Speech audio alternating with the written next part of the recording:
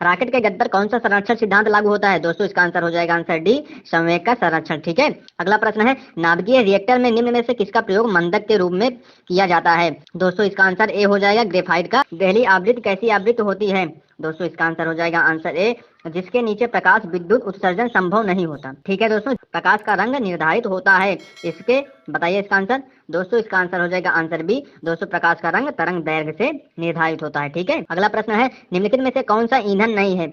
बताइए इसका आंसर। दोस्तों इसका आंसर हो जाएगा आंसर डी, हीलियम नहीं है। ठीक है, गतिपालक चक्र भाप इंजन का सबसे महत्वपूर्ण हिस्सा क्यों है? बताइए इसका आंसर। दोस्तों इसका आंसर हो जाएगा आंसर बी, गति को समान रखने में इंजन की सहायता करता है। ठीक है, अगला प्रश्न है, जो तत्व ऑक्सीजन पर प्रतिक्रिया नहीं करता है वह क्या कहलाता है? इसका आंसर ए हो जाएगा, आयोडीन। ठीक है, अगला प्रश्न है, किसी उपग्रह में अंतरिक्ष यात्री द्वारा गिराया गया शेप, बताइए क्या होगा इसका आंसर? दोस्तों इसका आंसर बी हो जाएगा, उपग्रह की गति का अनुसरण करता रहेगा। अगला प्रश्न है, जीवाश्मों की आयु निर्धारित करने के लिए निम्न में से कौन सी विधि अपनाई जाती है? बताइए इसका आंसर।